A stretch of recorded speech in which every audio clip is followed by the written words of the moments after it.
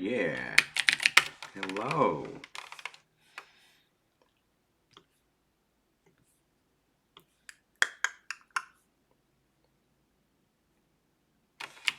Y'all see him? Yeah, it's up. Hello.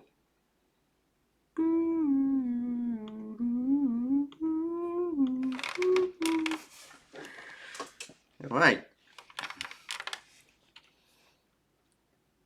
Oh, I do need a terminal. All right. That's weird. Huh. Hey, Comp 116 Worst Student, how are you? Hey, Ivory, what's up? Okay, you folks are here. Mic check, audio check, video check. Check, 1, 2. How do we sound?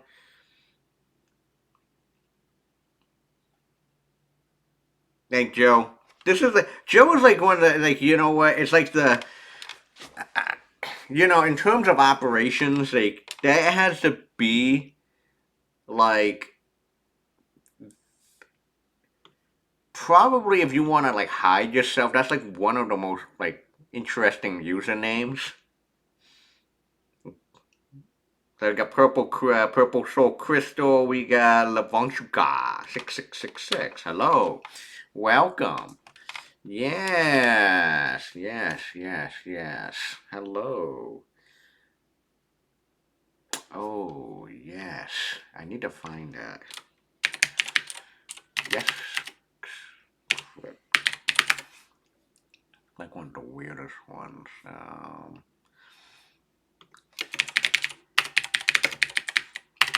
We'll take a look first. Yeah, here we go. There you go. I need to. Oh, it is bookmarked. Okay. Weird. Okay, hello everyone. Hey B Graziani. Hey Pookie. How are you? Yes, welcome all. Yes, welcome to Introduction to Security. I'm Ming Chow, teaching professor at Tufts. Yeah, we're at episode. Are we at episode 4? I think we're on episode 4 right now. We're gonna do password cracking today. It's gonna be a long one. Sorry, I'm new. Are you saving your videos after? Of course. Not only do we save the videos, we actually export them to Twitch, to YouTube as well.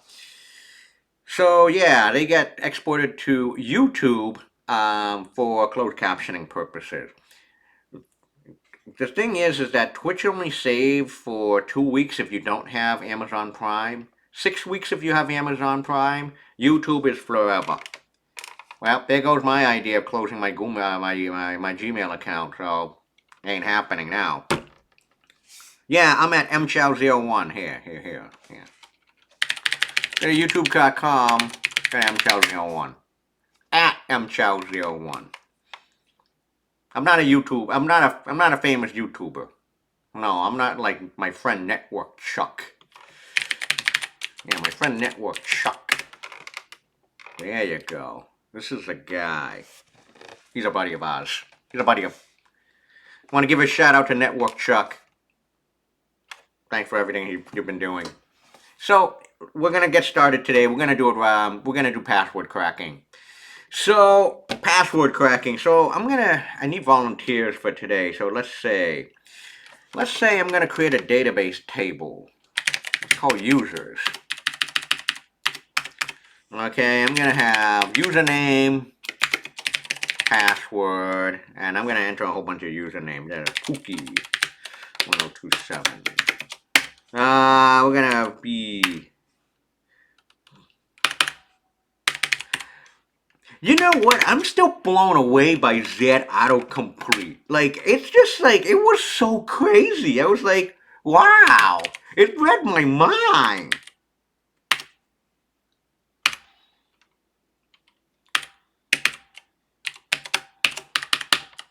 Who else? We got Purple Soul Crystal.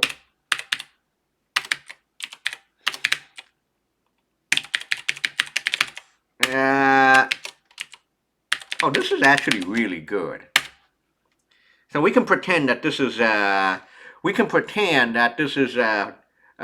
Discord table, the Discord database table that just got cracked.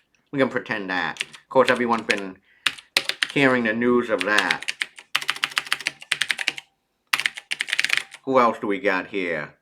Yeah, we got Avery. We got Avery here. Who else? I think we got everyone. B. Graziani. Oh, we don't have B. Graziani.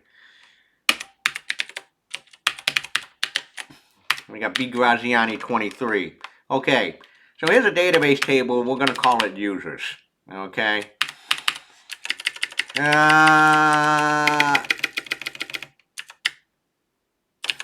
What I'm going to do is I'm going to create a whole bunch of usernames and passwords. That's what I'm going to do today. There we go. Yes. Looking good. Okay.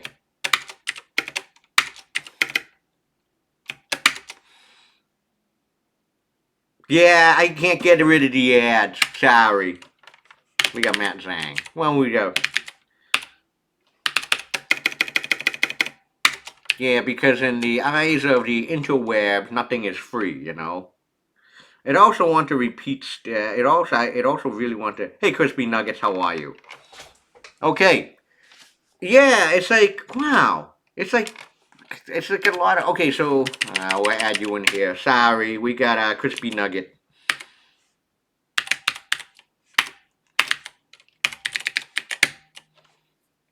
Yeah, but the problem with YouTube is that you can't use like you really have to use your full name.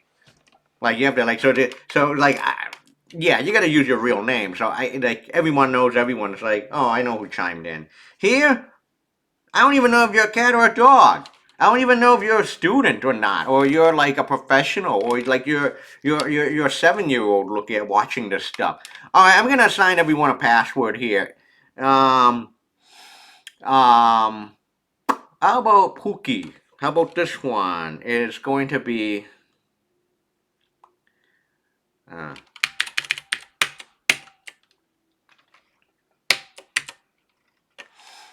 I'll give Pookie that password. 77emo is.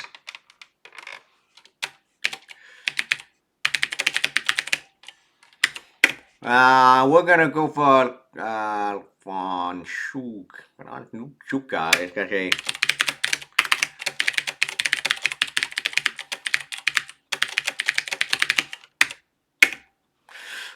Purple Soul Crystal. We'll do that one. Avery. Okay.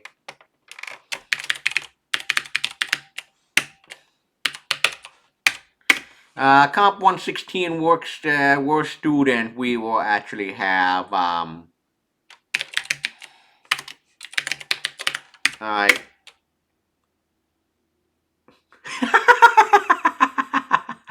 Okay. Okay, hold on. We'll do that one. We'll also have for Matt Zhang, we have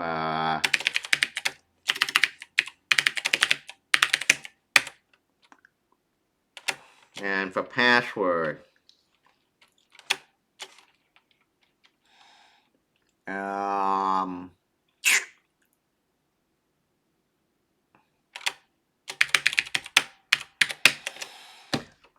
Yeah, that's good. Okay, so here's here we are. We have a fictitious. This is a fictitious database table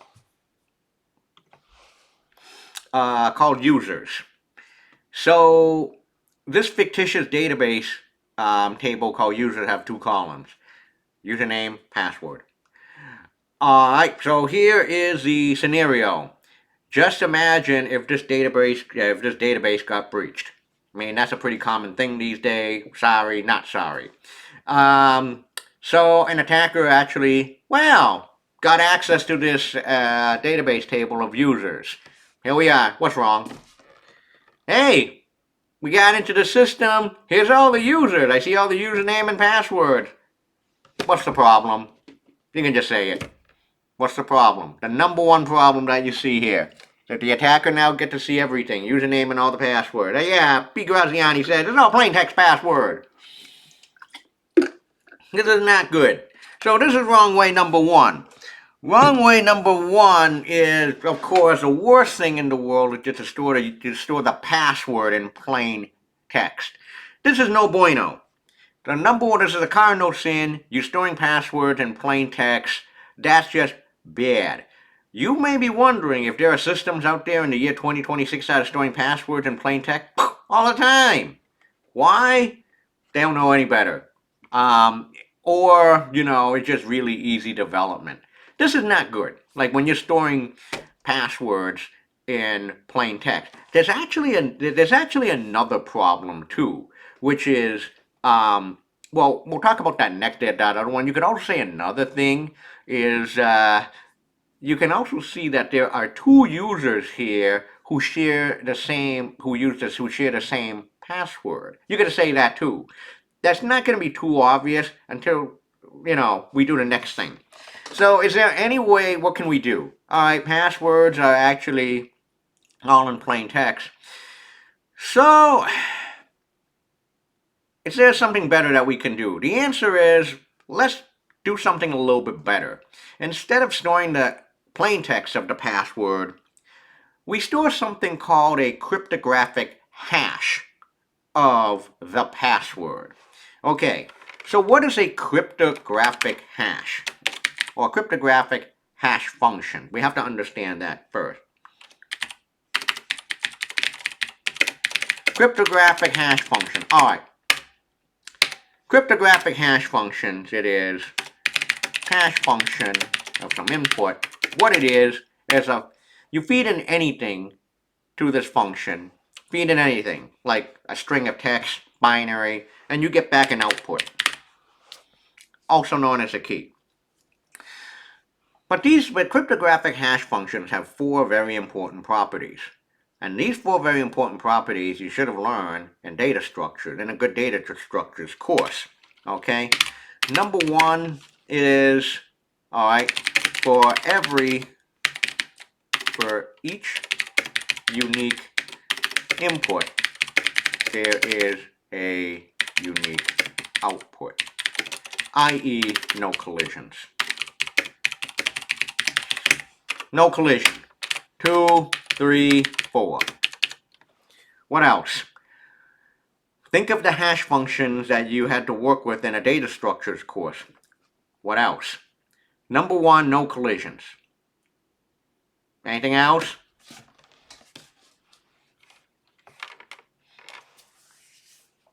The biggest one is no collision. Two different inputs cannot share the same dinner. Anyone out? Irreversibility, yeah. Irreversibility, you can't go backwards. One way. I.e., one way. No decrypt. What else? There are two more. Yeah, they're fast. Yes, these are really fast. By default, like one of the things about cryptographic hash functions is they're fast. Uniform output. Deterministic uniform output. So if you're running a hash function on one computer and the same hash function on another computer with the same input, you're always going to get, the same output. If you get like different output for the same hash function, then we're completely fucked. Collision prevention, yes. Oh, collision prevention is also, we also have uniform distribution. Like, it's random. You can't just predict or just pull bunny rabbits out of your ass and actually say, oh, this is the hash value. Can't do that. Uniform distribution. Okay. So this is like in terms of like you can't predict, it's going to be random. But these are the important properties of a cryptographic hash function. And there are many cryptographic hash functions out there. So one of my favorite sites that I like to use for this course, and this is also built into most computer systems these days, it's called MD5 Calc. Okay? And here we are. This is an online MD5 calculator. But we see all these algorithms here, MD2, MD4, MD5, SHA-1, SHA-512, SHA-256, list goes on. These are all cryptographic hash functions. I always like to start off with MD5. Okay. So let's do the MD5 of bunnies. Now we're not going to use MD5 for this example, but I want to show you. So the MD5 of bunnies 1 is, there we go. But if I do the MD5 of bunnies 1 with a capital B, you're going to get a different hash. So the hash algorithm, MD5, the input, the hash is the output. And you notice that the hash, the length, is same no matter how long your output is. So for example, let's take money as the most important thing in the world. That's the longest password here. You do an MD5 of money as the most important thing in the world, hash value is, you notice that the value length, the hash length, is consistent with all the other three, with all the other two inputs. Okay.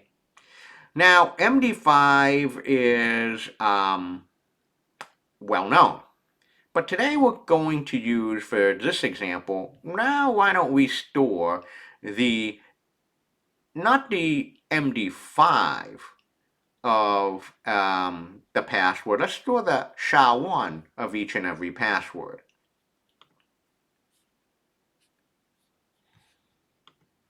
Go to SHA-1. Let's go to SHA-1 of most, well, just because we have the input here. Money is the most important thing in the world. We have F8, F all the way, yada, yada, yada. So now we replace money is the most important thing in the world, the plain text, with the SHA-1 hash of the text. What's the SHA-1 of bunnies 1? Okay.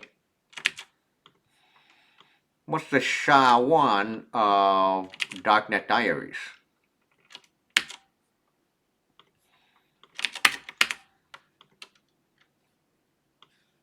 There we go. The SHA-1 of Clean Whistle with a lowercase c. Oh, I know when I... There you go. Hummingbirds, 529.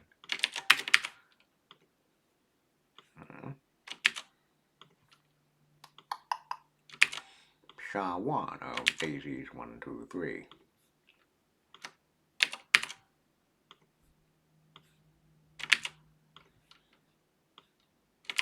SHA-1 of Liverpool.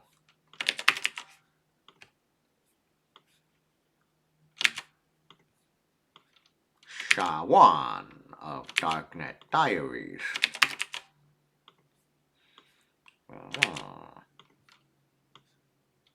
And the SHA-1 of Hello NSA. Bing. Here we go. Okay. What do you read and watch for self-education and cybersecurity? I'm on a few Discord channels. That's number 1. Number 2, YouTube. Number 3, Hacker News. Those are my go-to. Also, number 4, and a lot more these days, Reddit. But now the biggest thing, all the rage in cybersecurity for very good reasons, is AI and, LLM abuse. Okay, so here we are. So now, instead of storing the plain text of the password, we store the cryptographic hash of the plain text password. There we go. Okay, so this looks pretty nice, isn't it? Looks pretty nice. We don't have, where are you now? The attacker breaks in and say, okay, this is pretty cool. The username is username, but the password is, well, I can't make anything of it. Well, or maybe. So this is good, wrong. This is wrong way number 2 to store user credentials. Tell me a few problems that are wrong. Actually, I can think of 3 problems. This is not good as well. There are 3 things I can think of. Storing the cryptographic hash, in this case a SHA-1 of the plaintext password, is not good enough. Why? Take a look at this list. Okay, sure, the password is no longer in plaintext. That's problem. Okay, that's a good thing. But what's wrong with just storing the cryptographic hash? I mean,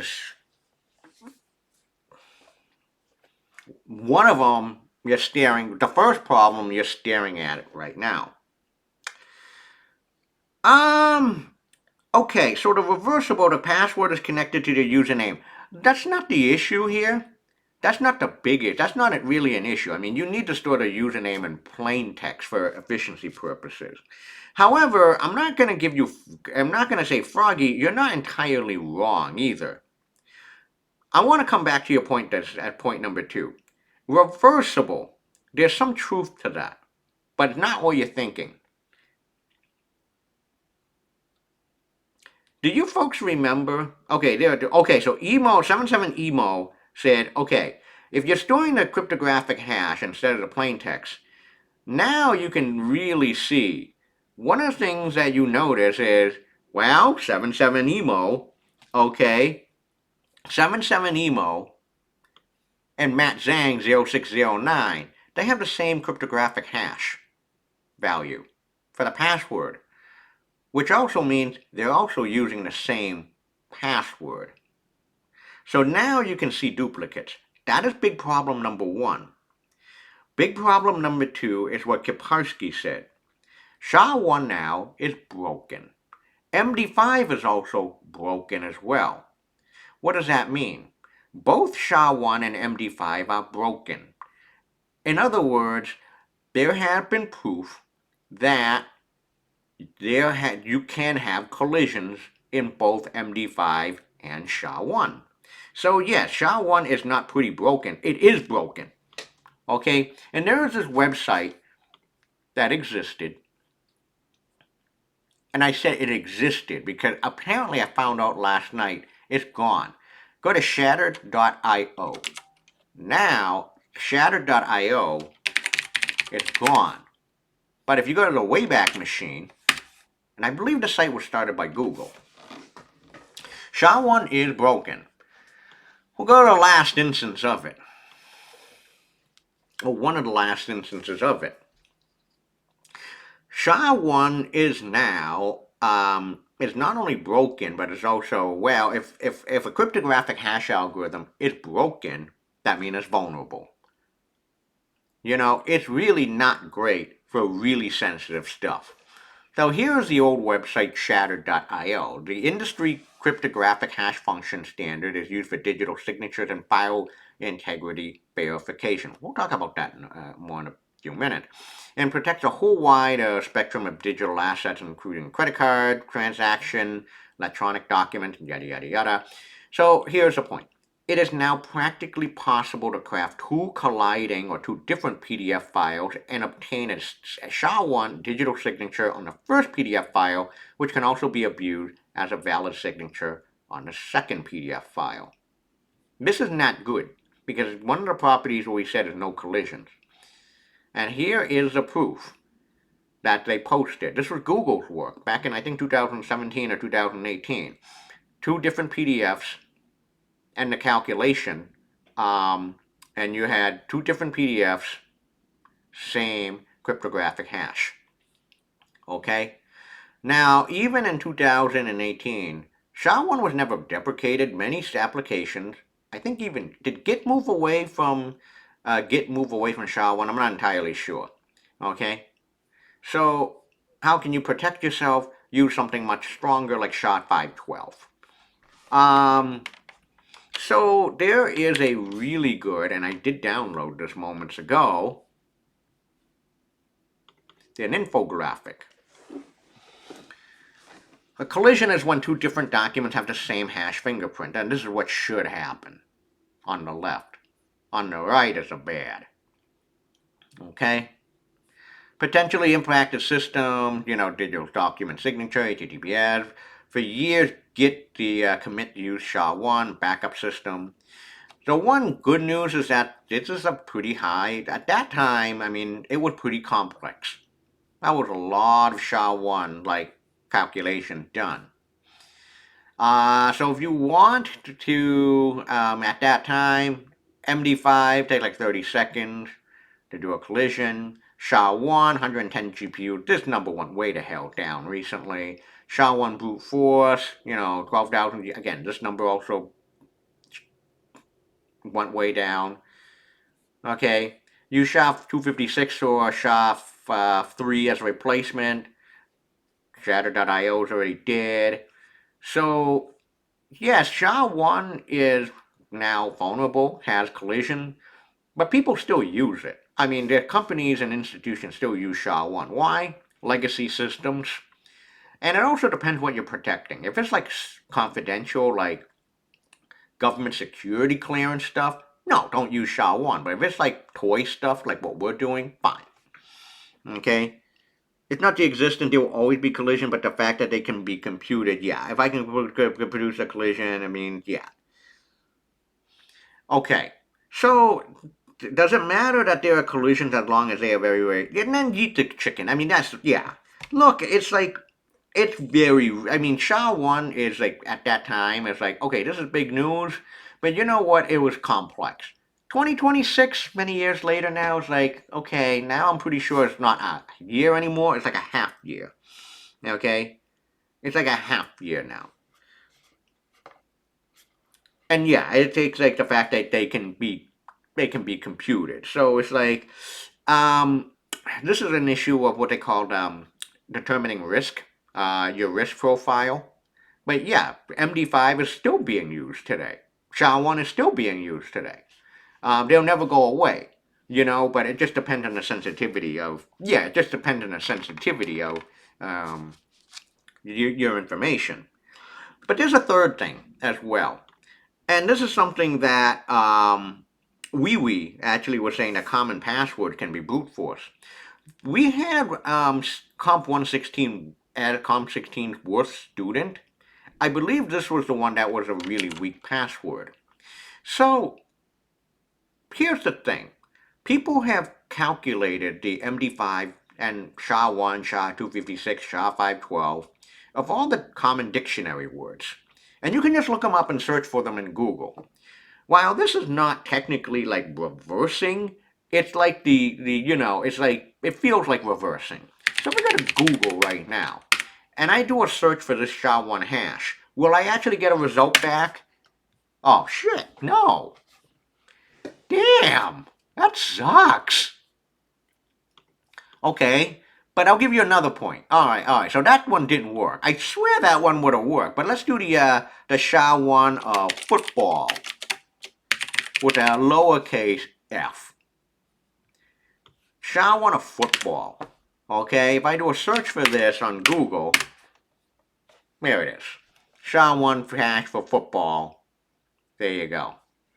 So the other issue is if you're using like really weak passwords, like baseball, football, like even if you do like let's do SHA-512 of football. Even if you do a SHA-512 of football, you can still find it.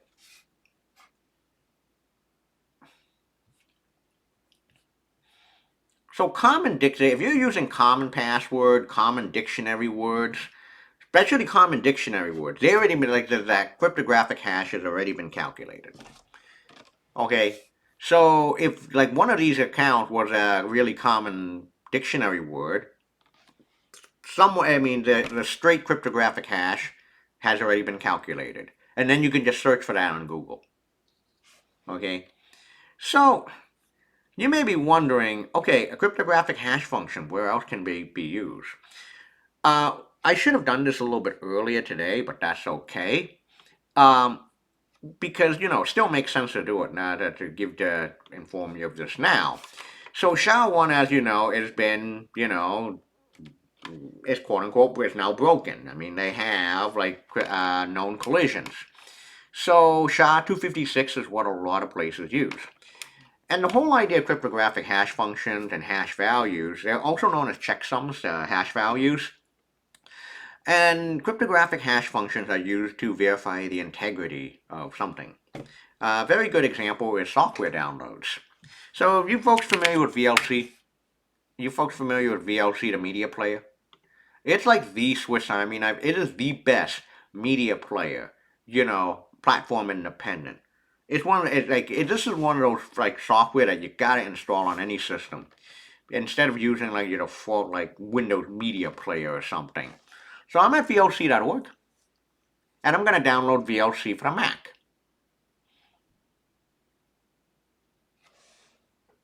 Hello? Oh, there it is. I'm gonna save it to my desktop. But how do you know that you downloaded the proper version of VLC 3.0.23 for Mac OS? The only thing that you can do is what you can call verify the download checksum. A lot of websites, like when you download stuff, it will provide what is called a checksum. And here on VLC, there's a link, display the checksum. And you can see right here, the SHA-256 checksum is FC6F all the way to 5E0D. So how do you calculate the cryptographic checksum of the checksum of a download? Well, you fire up a terminal. I'm going to go to my desktop here. And here I have the download. So you do something like OpenSSL. What is OpenSSL? OpenSSL is the cryptography toolkit that implements secure socket layer, transport layer security. So you can use OpenSSL to create passwords, to run cryptographic hash function. And the way you run SHA-256 is OpenSSL space to SHA-256 space, and then of course the name of the download file. Hit the enter key, and now you get the SHA-256 of VLC-3.0.23.arm64.dmg. Look at all this. Copy. Does it match what we have here? Yep, matches. So that means you got a good download. Okay? That means we downloaded the file correctly and we got the right download. Now, if you download a file, you calculate the cryptographic you calculate the checksum, and it doesn't match what the website provides, it usually means one of two things. One, you got a corrupted download or an incomplete download, or two, you downloaded like something else. That also could include malware as well. Okay, so cryptographic hash functions and checksums are really, really critical for verifying integrity. If you ever download stuff like Firefox,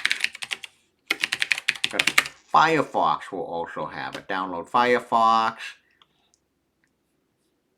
and I'm going to cancel. So you may be wondering, okay, Firefox doesn't have the cryptographic hash function. Well, they do. You just have to search for them. So you do Firefox checksums.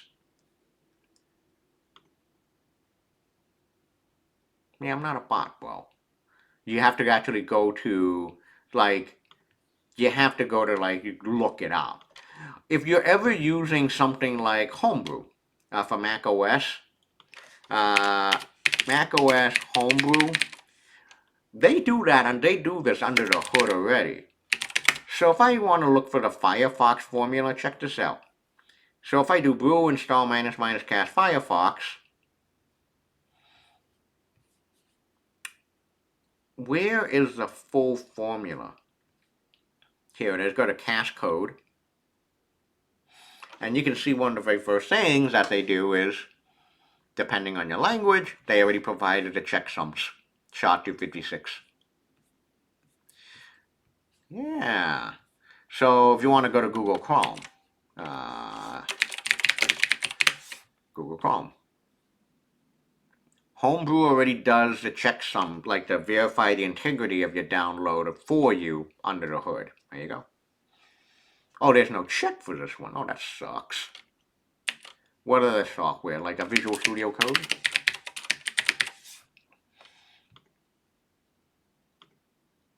Yeah, have the checksums here. So checksums are, they use cryptographic hash function to verify the integrity of your download. It's already done for you. Okay.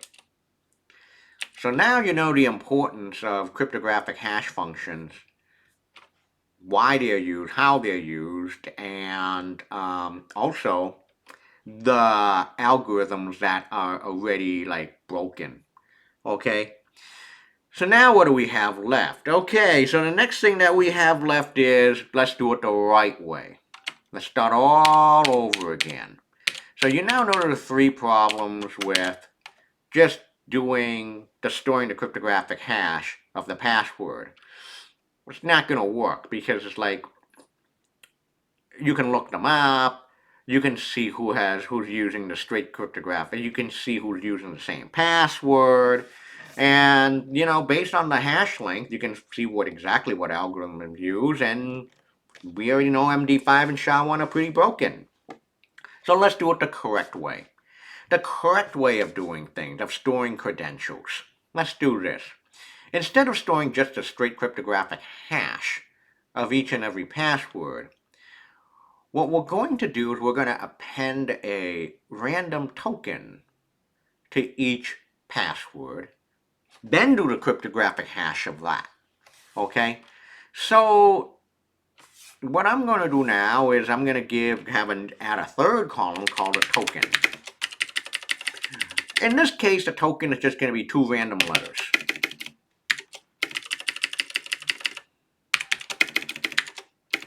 I'm going to give each and every user two different characters randomly.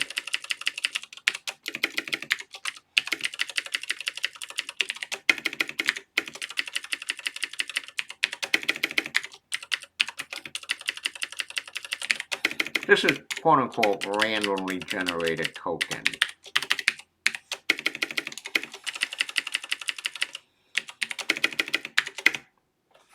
Okay.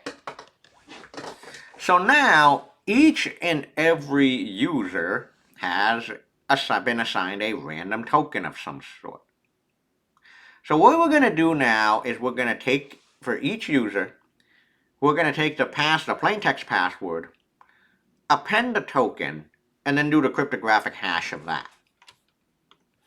So I'm going to go back to the SHA. This time let's do it properly. Let's do SHA-5. Let's do SHA-256 because it's like the standard now. So what's the first password? Bunnies. We got bunnies and then AA. And we're going to put AA.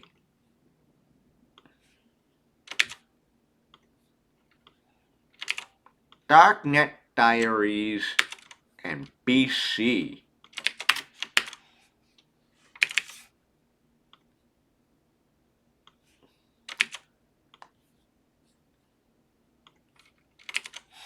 Money is the most important thing in the world, and DD.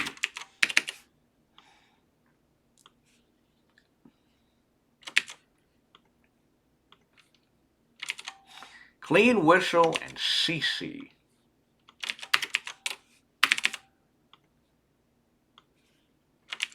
No.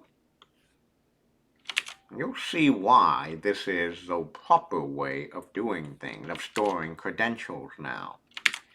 Hummingbirds 529 and CE.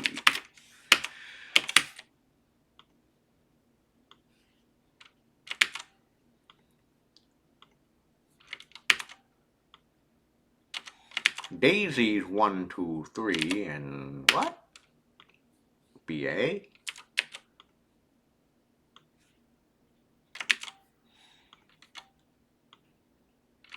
Liverpool and EF.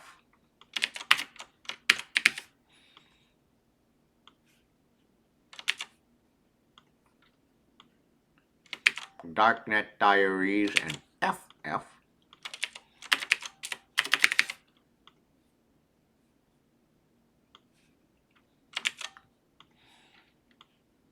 And Hello NSA and CF. All right. And there we go. Here we go. Now we're using SHA-256. That is, well, as of right now, there's no publicized version of SHA-256 being broken. Each and every username is in plain text. That's okay. Each and every user has a token, a random two-letter token. That's good. And the password is a cryptographic hash. SHA-256 appended with the token. This looks good. This is good. Yeah, this looks pretty good. This looks pretty good.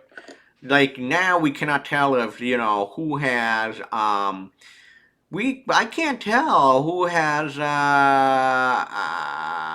no one can tell if you're using the same password. Like we can't tell Matt, here, no way we can see that Matt Zhang and 77emo are using the same password. That's gone. Wait. Alright, this looks good to me. And this is the correct way. And this is actually the correct way of storing usernames and passwords. So,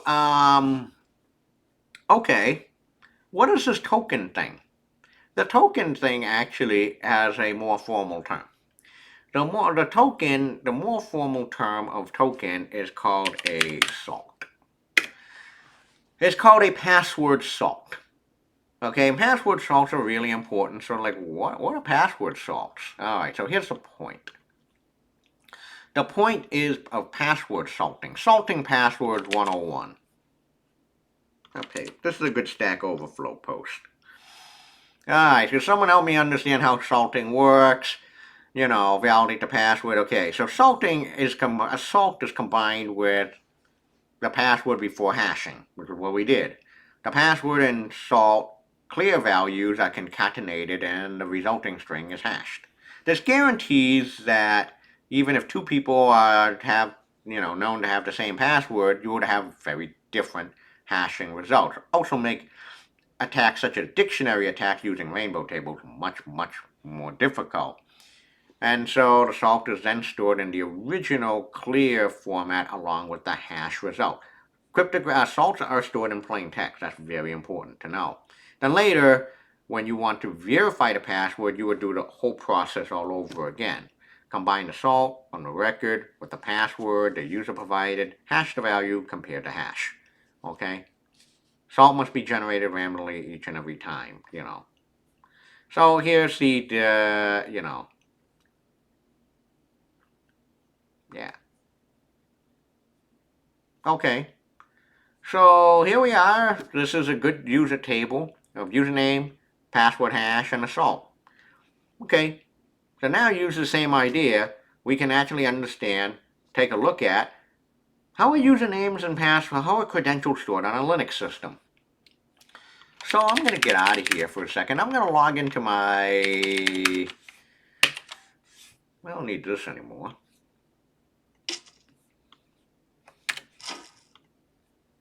And so I'm going to log into a Linux system that I have on my home lab called Kali Linux. Going to SSH into Kali. Okay? So what I'm going to do now is I'm going to create a couple of user accounts on this system. Well, who am I going to use? Okay, let's see. 77emo. I'm going to use. I'm going to call B. Graziani.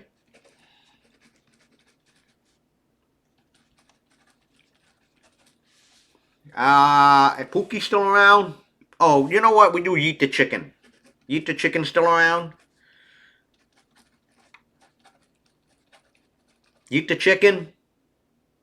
Yeet the Chicken? We'll do another one. Who else? Yeah, I know. Okay, so Yeet the Chicken is around. Purple Soul Crystal. Why don't we use Purple Soul Crystal?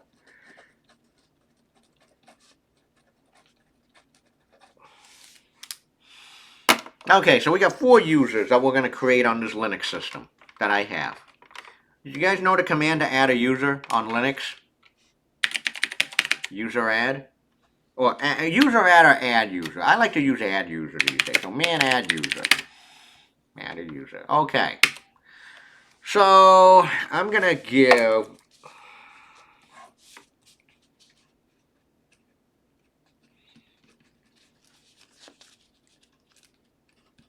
Okay, so I got 4 users I got to create. So I got to give 4. Um,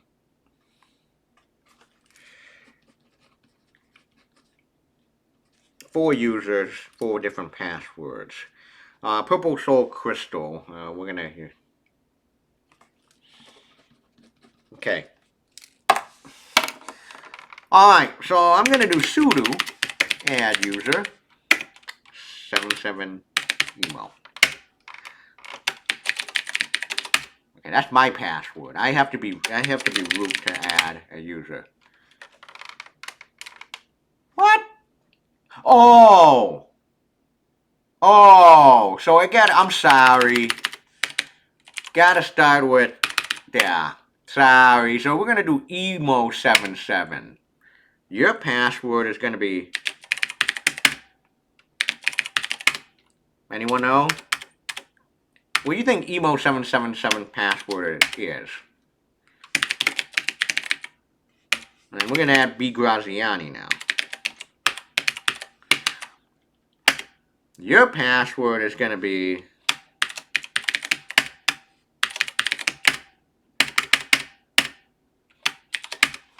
Okay. Yeet the chicken.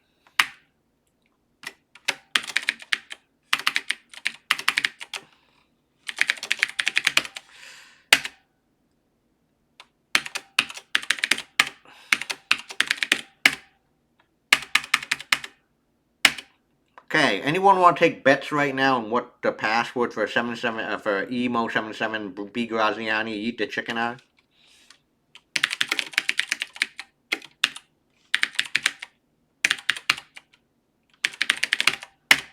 Your password is. Okay. Now we created 4 new users on the system, including myself. I'm DEFCON. That's my username. So there's a total of 5 users. So where's the information stored? Okay, where are the usernames and password hashes and so stored? On a typical Linux system, you have to look at 2 different files. The first file that you need to look at is in the etc directory, and the file is called passwd. More passwd. And here's all the list of users on this system. This is a very important file because this is a listing of all the usernames and password hashes on the system. There you go. Look at that. Emo77, B Graziani 23, Yeet the Chicken, Purple Soul Crystal. You're all here. Let's do this again. So you can do a cat/etc/passwd. And this is where user account information is stored. The file is /etc/passwd. The file is passwd. Password. This is where the user account information is stored. You can see, where am I? Okay, I'm DEFCON right here. Emo77, B Graziani 23, Yeet the Chicken, Purple Soul Crystal. There you go. That's where your user's credentials are stored. You also have like system privileges, and applications also have their own accounts. Okay, this is nice. Hey, wait a minute. Whoa, whoa, whoa, whoa, whoa, whoa, whoa, whoa, whoa, whoa. Do that again. Yep, there we go. Okay, well, wait a minute. You may be wondering, because Kaparsky said, I see no hashes. Okay, there's no hashes. The hashes, okay, so here's what happened. Back in the ye good old days, we're talking about like the 90s, the /etc/passwd file, this file, had everything. Username and password hashes. But then, of course, for very good reasons, like, you don't want to have like a single point of failure or too many eggs in one basket. Because if you want to get everything, you just look at the /etc/passwd file and you get everything. What they did eventually was they move the password hashes to a different file. And that file is also in /etc. It's called the shadow file. More /etc/shadow. Permission denied. You can only look at the /etc file, /etc/shadow file at root. So how do you do that? Well, you do sudo more /etc/shadow.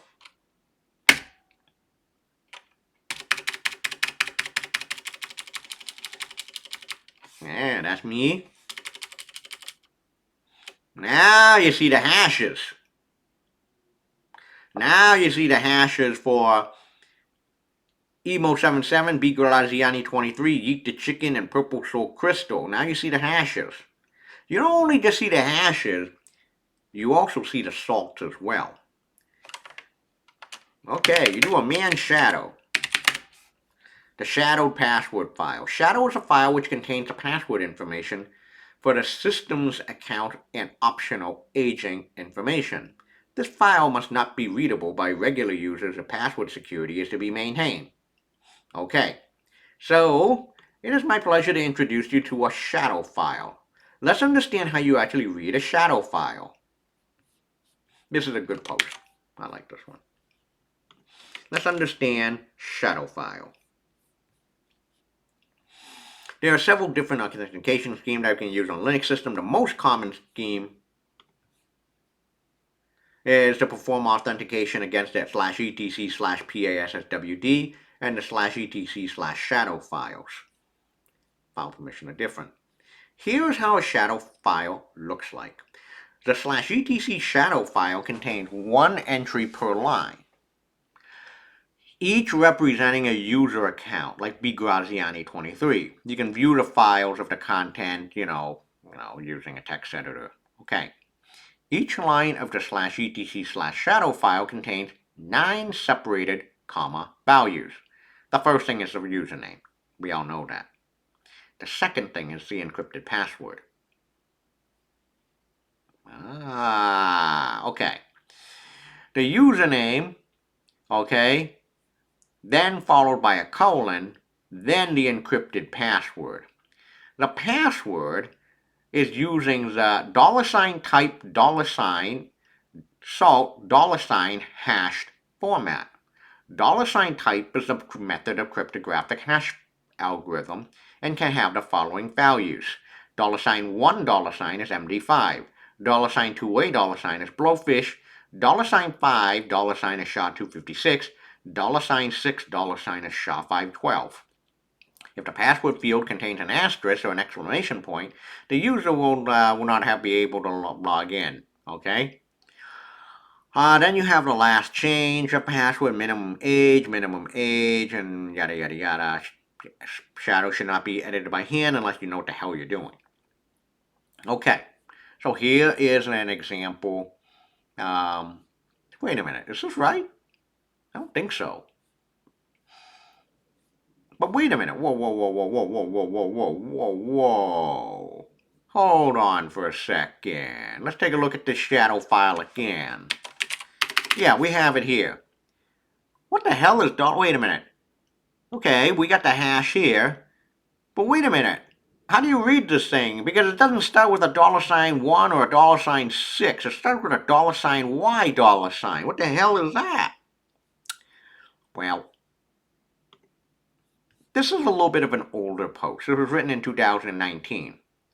During the pandemic days, a lot of modern Linux systems moved on from SHA-512. There is now a cryptographic hash algorithm called YesCrypt.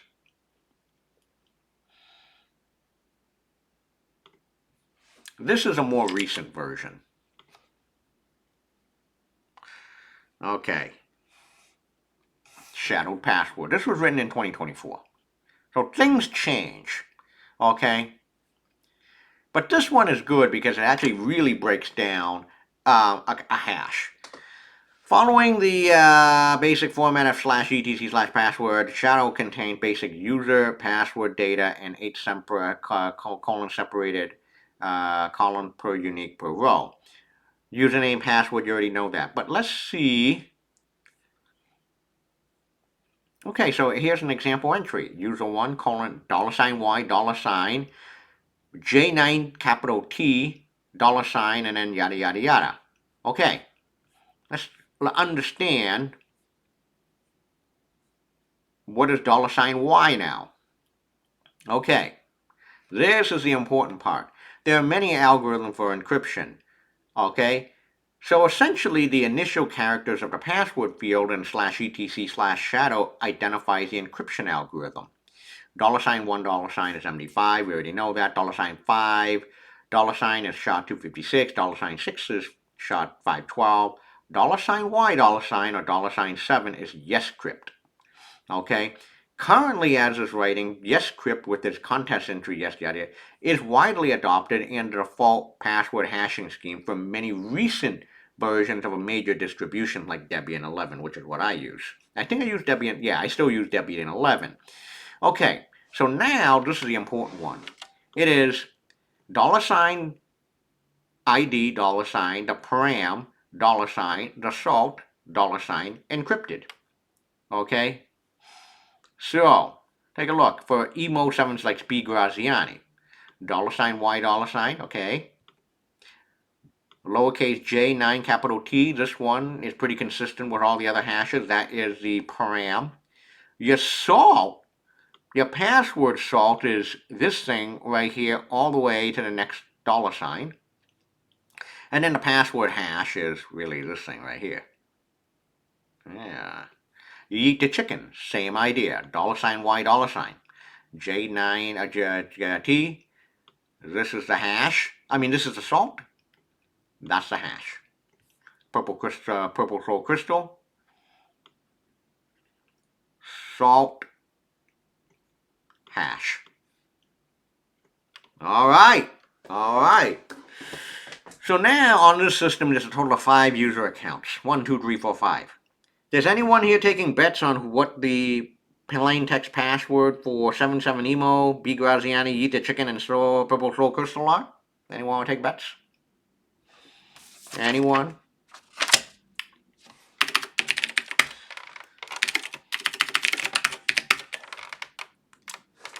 Oh, I wish I did that, 77emo. I didn't. No. So the next thing that we're going to do is we're going to do password cracking. Let's say, oh shit, I forgot what the password for 77emo, B Graziani, emo 77, B Graziani, Eat the Chicken, and Purple Soul Crystal are. So we're going to do password cracking. Now, like anything in cybersecurity, any tool that you use, password cracking is both good and bad. Well, it wasn't that easy, Eat the Chicken. Password cracking can be used for both good and bad. For many, many years, for decades, like one of the most famous password cracking tools out there is something called John the Ripper. John the Ripper is free, open source, and also password platform independent. John the Ripper has been around for a very long time.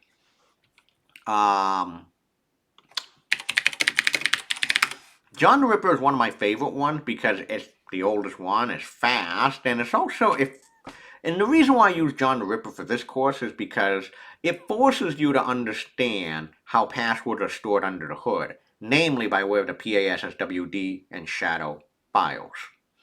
It's been around for years, like 1996. Okay? So, really, John the Ripper initially was developed for system administrators to audit their systems, like who's using like a weak password. Like users with weak password is like one of the worst things that can happen on any computer network, because if an adversary or a hacker gets in and gets into not just one but many other computers as well. Okay? Now on Mac OS land, I'm going to open up another terminal. You want to install John the Ripper. It is brew using homebrew. Brew install John-Jumbo.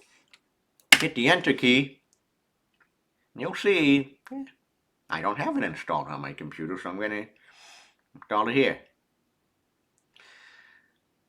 Okay, so I'm going to run John.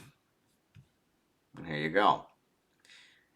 Now, this version of John the Ripper, I don't think can actually crack yes crypt passwords, but that's okay because the password cracking contest that I have for this course, yes, as finally as it is open. CS116.org is a password cracking contest. Here's all the hashes. You can see all the hashes are either $1 or $6. John the Ripper, if you're using John the Ripper Jumbo on Mac OS, can crack those. Yes crypt, I'm not entirely sure. That's why I'm not putting in yes crypt for the contest yet. So yeah, you can just use John the Ripper to just crack as many as you can. You crack all 16 hashes, you get an automatic A for the course. Rule hasn't changed for a while. Okay, so these are all the cryptographic hashes for the password cracking contest. You got a month to crack as many as you can.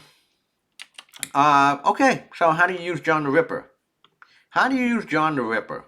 How you use John the Ripper is the following. Well, I did a lot of the hard work for you in the password cracking contest, but let's say you're starting out at the very beginning. What you need to do on a Linux system is you need a copy of both the PASSWD and the shadow files. So I'm on Mac, I'm on my Kali Linux box here. So I'm gonna, here's my folder, copy /etc/PASSWD. I'm gonna copy this into, and I'm gonna make a shadow file copy as well. This isn't gonna work because, yeah, permission denied. Okay, so now I have two files, password copy and shadow copy. Got to change the file permission.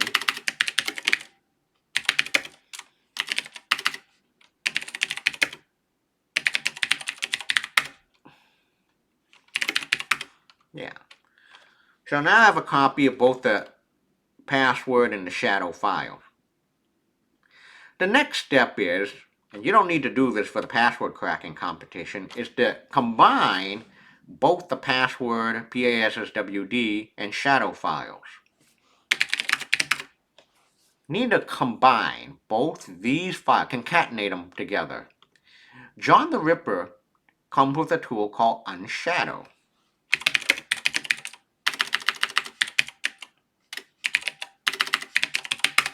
Unshadow combines both the PASSWD and shadow files.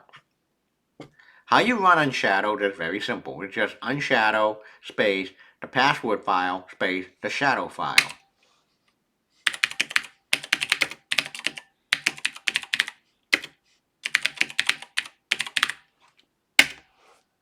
That's it. The only problem is everything Unshadow spits out everything to the terminal. That's not cool.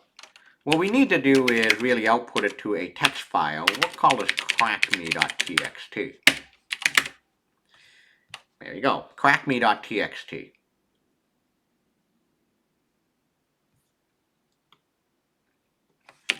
Clear the screen. Now I'm going to vim crackme.txt. Are you guys still there? Eat the chicken? Emo? You guys still there? Chime in. I hope I'm not having like network issues or anything. Someone chime in. Okay, you guys are here. Alright, last call. We're going to take bets on passwords.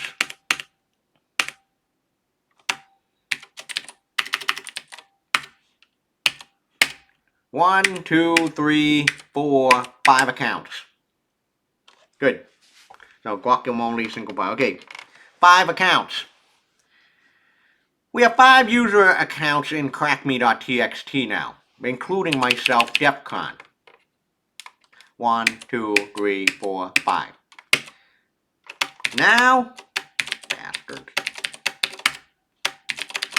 Now, it is time to crack the passwords.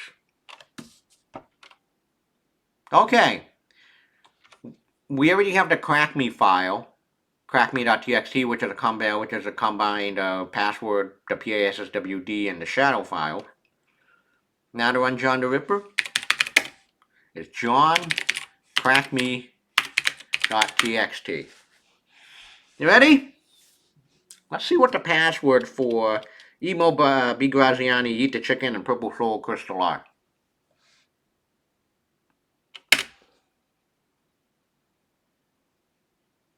What? Oh, God! That's not good. There's a reason why. Because if you're going to use YesCrypt pack for cracking YesCrypt, you have to add something else.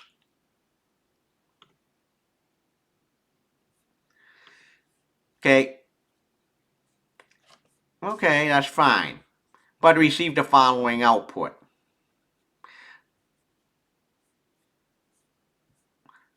What you need to do to crack YesCrypt passwords is you need to actually do ---- format equals crypt.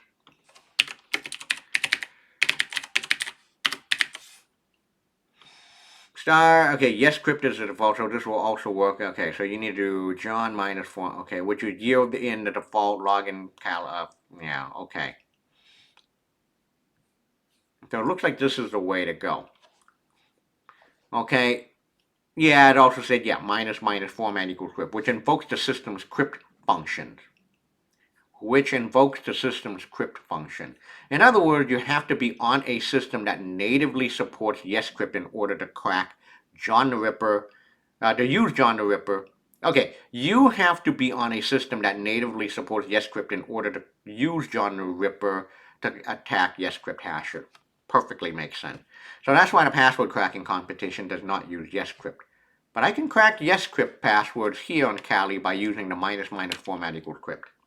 There we go. And this okay, now it's time to go for a cup of coffee. Yep, time to go for a cup of coffee now, folks.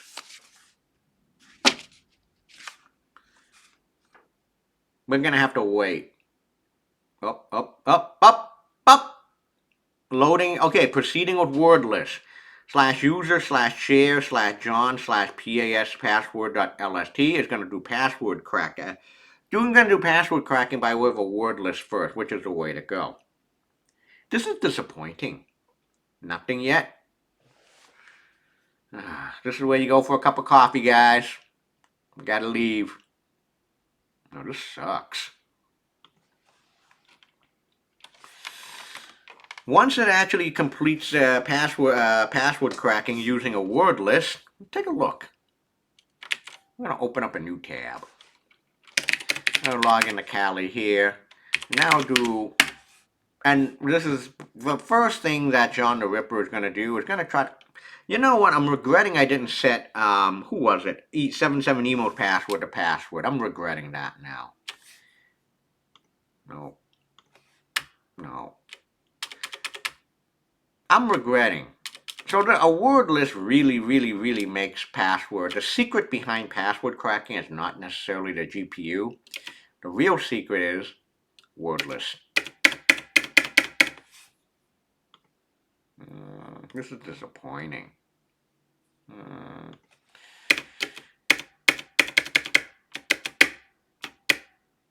Damn it. It sucks. Word list.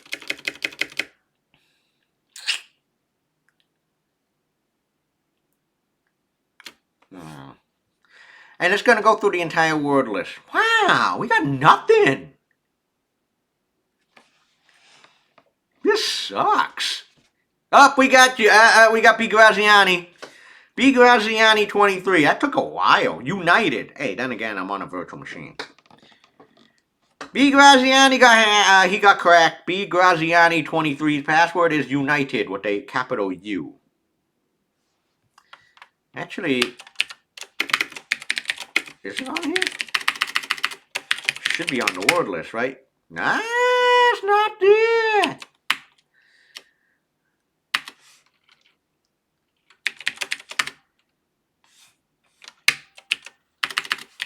But there is a united lower, yeah, I mean, there's united lowercase u.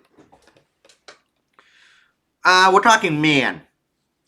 No, no, man. Up! Emo got hit. Emo got hit. He got cracked. Rabbits. Nope, man united. I'm a United supporter. Now you all know. There's been some rough times. Yeah, it's rabbit. Well, so you can see, well, rabbits is not well, is there a single rabbit in there? Yeah, of course. So now you know is that, how they do password cracking with the password list under the hood is they're going to do like rabbit 1, rabbit 2, rabbit 3, rabbit 4, rabbit 5, capital R, yeah. So now we have two passwords that got cracked. B. Graziani and Emo77. Now we have to do we have the only ones that are left are Yeet the Chicken and Purple Soul Crystal. Okay. So I'm gonna stop here. I'm gonna hit the Control C. Now, one thing is if you Control C out of a password crack like this, fear not. It's not gonna lose. It's not gonna lose the place. When you restart the password cracking with another run of johncrackme.txt minus format equals crypt, it's going to start off where it left off. Password cracking can be really damn intensive. So where on a system is where all the information is stored, like with a pot of password. So you would go into your home directory, there's a hidden folder called John. So cd tilde slash dot John. And there's a hidden John folder, and there's a john.log file. And this is where, like, what it did. And it's going to start off, and it's just going to, okay, crack B. Graziani, crack Emo77. Okay, more john.pot. This is where all the cracked passwords are stored. So you don't lose the information. It's always here. Okay, so this is good. What's John.rec? Oh, it's like the settings information. Okay, alright. So I am now going to, I can do a resume of the password cracking. But really, here's the thing. When you do password cracking, how John the Ripper works is the first thing it's going to use its default built-in password list, word list, /user /share /john /pas password.lst. The secret of password cracking is to use word list.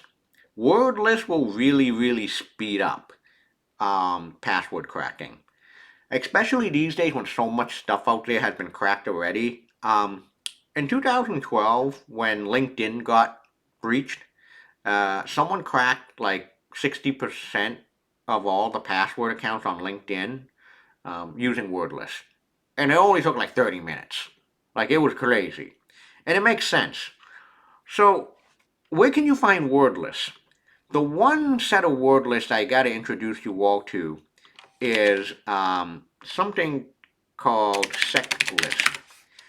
SecList was started by my friend Daniel Meisler. Daniel Meisler created this resource on GitHub called SecList, and it is a companion or comprendum or compilation of word lists that can be used in any type of security engagement, such as fuzzing, AI and LLM testing, that's a big thing these days, and passwords. So here is a list of, like, if you go to, here, I'm just going to post a link. This is your friend. SecList is your friend for password cracking. So if you go to passwords, there's so much stuff here. You can see like Most popular letter passes, Clarkson University, Dark Code. Dark Code is one of my favorites because it's long.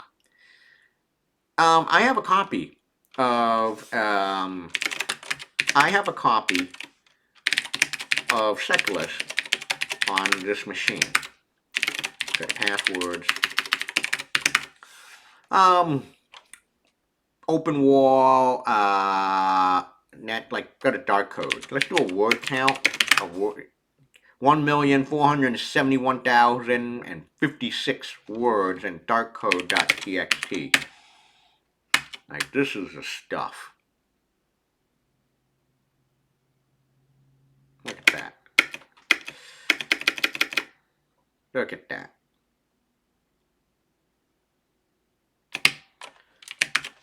There's also like honeypot captures, default credentials, leaked databases.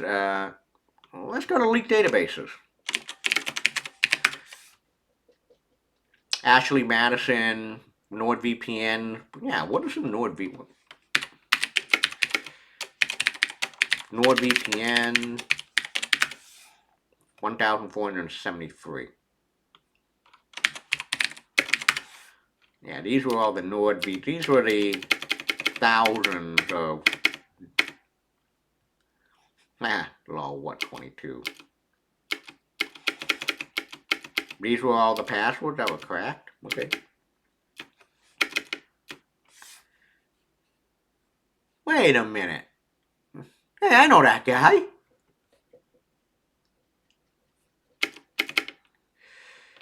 Yeah. YouPorn. Rock You. Yeah, what is YouPorn? How many lines are on YouPorn? 4,064.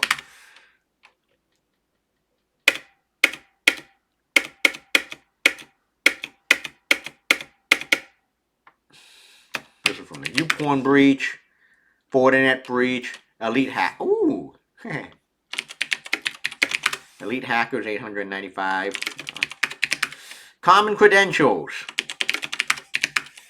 So many common credentials.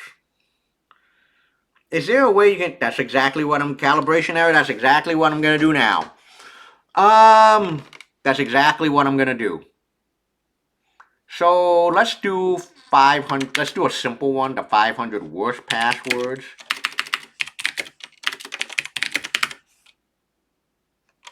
There you go. PWD. And what was it? 500 worst passwords. Okay. So how you actually feed in to give John the Ripper a list of where you can only give one.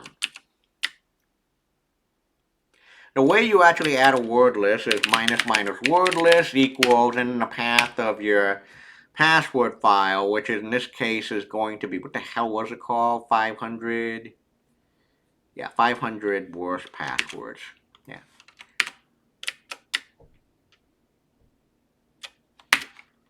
There you go.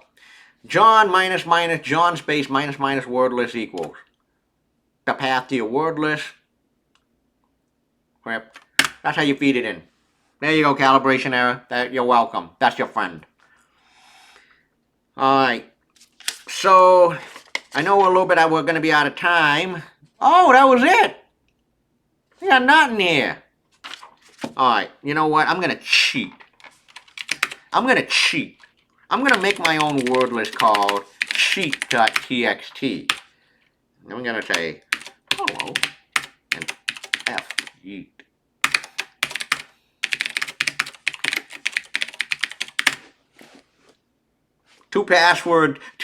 I got 2 words in this word list. John minus minus word list equals cheat.txt, crackme.txt. Should work, right? Oh!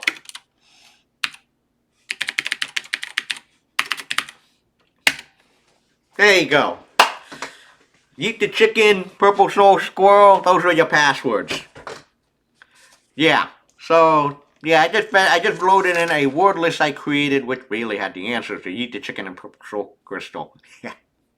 Alright, one more thing before we go, and this, of course, is a very important lesson of today.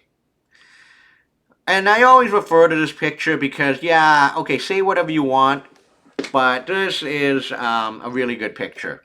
The time it takes for a hacker to crack your password, number of characters, and of course a different scale. Numbers only, lowercase letters, upper and lowercase letters. Okay, you can see the short password, not good. But as you can see, if you're using an 18 length 18 password with a whole list of uppercase, lowercase letters, special characters, letters and symbols, gonna take 7 quadrillion years to crack.